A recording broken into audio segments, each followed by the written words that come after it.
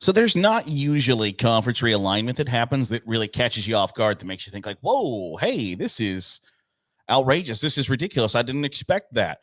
And it's not all that often that there are conference realignments that make you have other questions that make you think like, well, wait a second.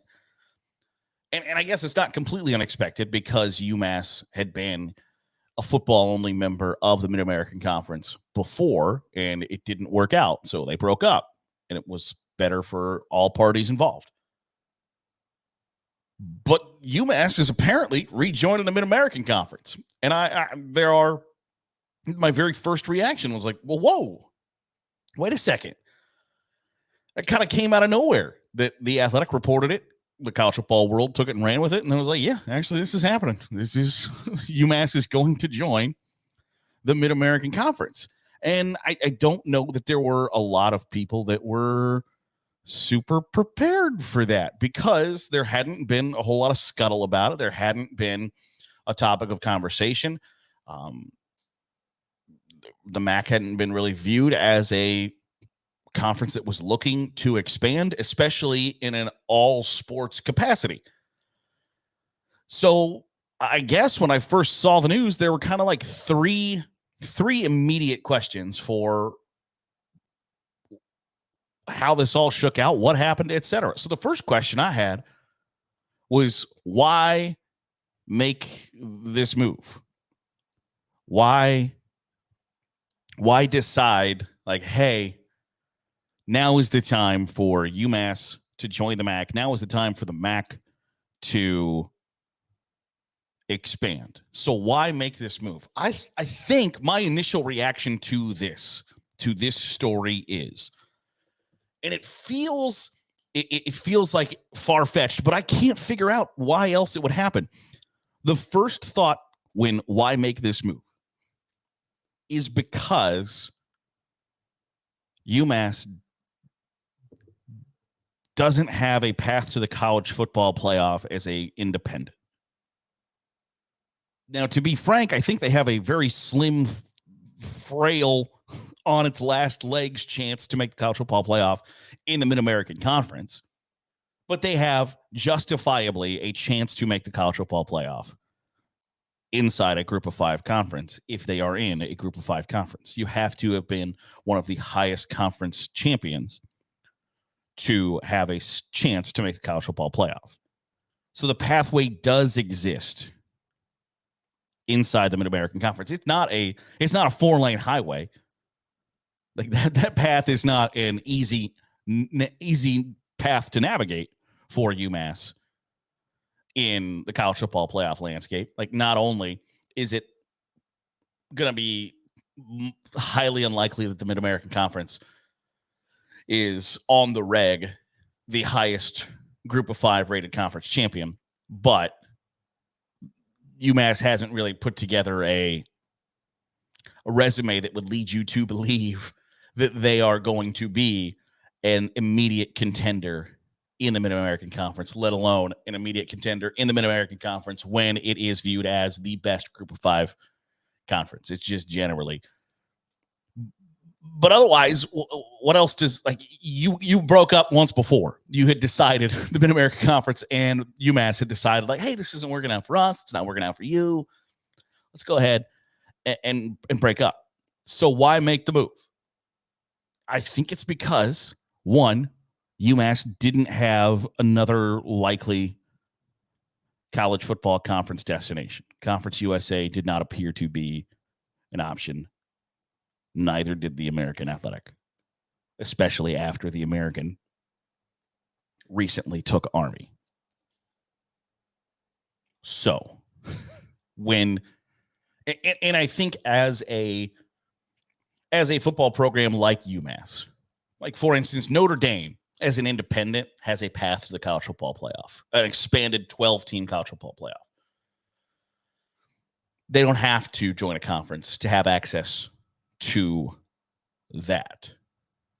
UMass does. UConn is going to have to join a conference to have any hope, any prayer of participating in the college football playoff. Army going to be in the same boat. So I think you might see the college football independence really start to wither here over the course of the next. And I think you've already seen it, where you went from UMass, UConn, Notre Dame, Army, New Mexico State, Liberty, down to Notre Dame, UMass, UConn. Like you have to, if you're not Notre Dame, you have to join a conference, because you're not going to get the benefit. Like now, if maybe like, and it's not going to happen, but a few years ago when it seemed as if the Big 12 was on the brink of being swallowed up by the Pac-12, and there was that standoff, and Texas got the Longhorn Network. If Texas had said, hey, we're going to be an independent, then yes, they'd get the benefit of the doubt. I think even if Stanford had said, we're going to be an independent, they probably would have got the benefit of the doubt and they would have had access to the college football playoff before somebody like UConn, UMass. But in an expanded college football playoff, where there is a path to somebody from the group of five, it's going to be one of those 12 teams participating for a chance to win a title. You can't afford to not be in a conference, because you are telling recruits, you're telling your boosters, your fans, your university, your athletic department, we are the only program in America, or the only one of 2 or 3 programs in America that don't have a possibility of winning the national championship this year. Now, in reality, there are anywhere from some years 1 to some years 10 schools that can actually win the national championship. But on paper, to start the season, if you are not in a conference in the expanded college football playoff, you do not have access to win the national championship, no matter how great you are. So why make the move? UMass needs a conference home. One, from a college football playoff access standpoint, from a scheduling standpoint, because now, in the past, there had been New Mexico State and Liberty and Army and UConn to fill up your schedule. Those teams kind of just played each other because they had openings in the schedule. Now those spots have withered. Now, it would have been difficult. Like UMass would have filled their schedule with FCS schools and all of those things, but your schedule is difficult to fill out when there is now a complete lack of independence, except for you and UConn. So that's question number 1 of the 3 questions that made me think, like, well, wait a second, what? The second question is who benefits? Who benefits from the decision to have UMass join the Mid-American Conference? I think one, obviously, is UMass. UMass having an expanded opportunity to make the college football playoff. But I think that might be it. I don't know how the MAC benefits from this relationship unless it's going to continue to add. And we'll chat about that in a second. But I don't see how schools like Ball State in Northern Illinois, in Central Michigan, benefit from adding a school in Massachusetts to a super compact league. The MAC had a lot going for it during the conference realignment, because that is a bus league. That is a road trip. You are not spending money on flights conference, because you can get from one end of the conference to the other in 8 hours. And so it worked really well. And now everybody in the MAC is going to have to get on a flight to go play UMass, which is going to add to the budget, which is going to add to everything. Your expenses are rising exponentially. Every year you have to go play UMass. Your hotels, your meals, charter buses, flights, all of those things are now increased because UMass is in the conference. At this level, there is no like, oh, well, they're going to bring the Boston market and not the crappy fast food chain. They're going to bring the Boston TV market to our conference. Well, no, they're not. Nobody cares about UMass football. And when your conference deals are like ESPNU, ESPN2 on Tuesday nights, and CBS Sports Network, having UMass in your conference portfolio doesn't do a whole lot for you. It just doesn't. So for every sport, now that the basketball teams are going to have to fly to UMass, it adds money to the budget. It does. So who does it benefit? UMass in football, pretty much only. And if you need it highlighted that football drives everything in college sports, it's this, that UMass is joining the MAC to have access to the college football playoff, that they weren't going to have a path. They weren't going to be joining the American Athletic Conference. They weren't going to be joining Conference USA. So their hand was kind of forced. I think they kind of like being in the A10 in basketball. Now the A10 is now the A18 or whatever in basketball, and it's gotten a little bit geographically spread out, where UMass is now, like St. Louis is in the Atlantic 10, Dayton is in the Atlantic 10, Loyola Chicago is in the Atlantic 10. So they've had some flights to begin with, and they're dropping down. Not only they're dropping down from a multi-bid college basketball conference to a one-bid league in the name of football. In the name of football, for a program that has not ever been historically good on the FBS level. So that shows you that football is driving the bus in college athletics. And then the third question that I have, and it might be the most interesting question and the most difficult to prognosticate, is, will the MAC keep expanding? Is UMass the end? And my initial reaction is no, of course not. Because now you got an odd number of football teams. But then on the flip side, there was that heavy flirtation between the MAC and Western Kentucky and Middle Tennessee State. Now, I don't expect Middle Tennessee State to see UMass joining the conference and then be like, you know what? That's it for that. That's going to seal the deal. We're going to the MAC. Like, I just don't. They viewed their spot in a more Southern-focused league that we get a lot of out-of-state students from schools from states around us because we play in Conference USA. Western Kentucky was kind of driving the boat for Western Kentucky and Middle Tennessee State joining the MAC. There was a report from Kyle Rowland from the Toledo Blade basically saying, hey, the MAC remains interested in Western Kentucky, and Western Kentucky remains interested in the MAC. So, will the MAC keep expanding? I think you need to answer two questions. One, does Western Kentucky have the berries to leave Middle Tennessee State behind in Conference USA and join the MAC? I think eventually, because Conference USA is a house of cards built by just a smattering of schools that I don't know that they want to be looped together, but they are looped together. You've got one private school in Liberty that is highly controversial, with a bunch of public schools that the enrollments in those public schools range from 60,000 to 9,000. So there are some disparities there, and there are in Kentucky, Texas, New Mexico, Tennessee, Louisiana, Virginia, and Alabama and Florida. So they're sort of all over the place. Western Kentucky is not far from Ball State. It's not far from Miami of Ohio. It's not far from the Ohio schools. Western Kentucky is really kind of like South Central Kentucky, and it's easy to get to on the freeway. You don't have to fly.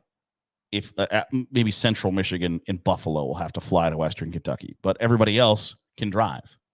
So, does Western Kentucky have the berries to leave Middle Tennessee State and leave Conference USA behind? I would say, yeah, probably. And if that's the case, then yes, the MAC will continue to expand and add UMass and Western Kentucky in what seems as if a ridiculous pairing expansion is like, hey, what are the two schools you would pick? Do you think that the Mid-American Conference is going to expand with? Like UMass and Western Kentucky, baby. You wouldn't put that on. That wouldn't be the combo. But then if Western Kentucky isn't willing to expand, for all the reasons that we talked about with question number one of you got to have a path to the college football playoff. Does UConn want to join the Mid-American Conference in football only? Does the MAC want to have another football only member? It hasn't worked out all that well in the past with Central Florida and Temple and UMass. It hasn't been well received inside that conference. Is UConn a bit of a different animal? I think if you can turn it on into a bit of a Notre Dame type thing and not a, we're going to let you in our football conference, but like, hey, we're going to let you in our football conference, but 3 of your non-conference games in basketball and men's and women's basketball are going to be against schools from our conference, and we will rotate who gets to go to UConn or if you come to our schools, because having the UConn basketball brand, if UConn men's basketball team has to play a game at Toledo, if UConn's women's basketball team has to play a game at Ohio, if you say, hey, in odd number years, we'll send 2 schools to you, and even number years, you'll play one. I guess that's the same thing. If we'll play 2 games at we'll send 2 teams to you, and you come to one of our schools once every year, men's and women's both. It doesn't have to be the same school every year that the men's and women's are going to play at Northern Illinois or whatever. But you have all the leverage because UConn needs you. You can bend them over a barrel. Like, hey, if you want to potentially represent us in the college football playoff, it's going to cost you a couple of basketball games every year. And you can use that to your advantage, then go for it. But in the past, the football-only members in the MAC have not worked really and been well received. So that's the question that I question the most. Will the MAC keep expanding? I think yes, because you're going to have an odd number of football teams. But then also, our Conference USA or the American, like obviously the American doesn't work for UConn. They left the American. So your options are Conference USA, the MAC, or independence. You can't be independent anymore because if UConn goes 12-0, are they going to get in the college football playoff? Maybe not. And what's the chances UConn going 12-0? But can UConn go 9-3 or 10-2 some year in the MAC and be the highest rated group of 5 school? Potentially. So you got to have access to the playoff. It has to exist. And so I don't think it's outrageous to think that maybe UMass and UConn are a package deal into the MAC. Now, UConn, like UMass, UConn is easier to get to than UMass. One, it's a little closer, but then also you can fly into New York and bus to UConn if you have to. You can fly into Hartford and bus to UConn if you have to. It's not bad. Where I think Amherst is a little bit more like you fly into Hartford and then bus a couple of hours. You fly into Boston and bus a couple of hours. So it's a little bit different. And UConn is a bigger brand name than UMass is. But you have to be able to use that to a like, hey, we have to make this work for our basketball teams too. So you're going to come to one of our schools every year, and we're going to send 2 schools to you every year or whatever to beef up the MAC basketball slate. Then like, hey, you know what? Like if you want to come to Eastern Michigan, we're going to play UConn this year. That's a cool thing. Cool. Or UConn's coming to us. Sell some extra tickets. Sell your building out for once in a while. There's a win-win there for everybody. It's just finding it and finagling it. But those are the 3 questions that I immediately have when it brought up that UMass is going to join the MAC. I find it interesting. I find it fascinating because it's not, to me, a natural fit right off the bat. It has that same kind of like Stanford and Cal are joining the ACC feel to it. Like, oh, it feels like putting kind of your left shoe on your right foot. Does this feel right? No, it don't. We'll see how long it takes to take that shoe off. That'll do it for today's episode of the Daily Huddle. Appreciate you making us a part of your day, however it is, wherever it is you're doing so. If you're watching on YouTube, hit the subscribe button. Make sure you're getting all that great college football content that we're pumping out here on Saturday Glory. If you are listening on the podcast feed, drop a 5-star review. Goes a long way in helping out the channel. We'll be back at it tomorrow. I'll see you then here on the Daily Huddle with Saturday Glory.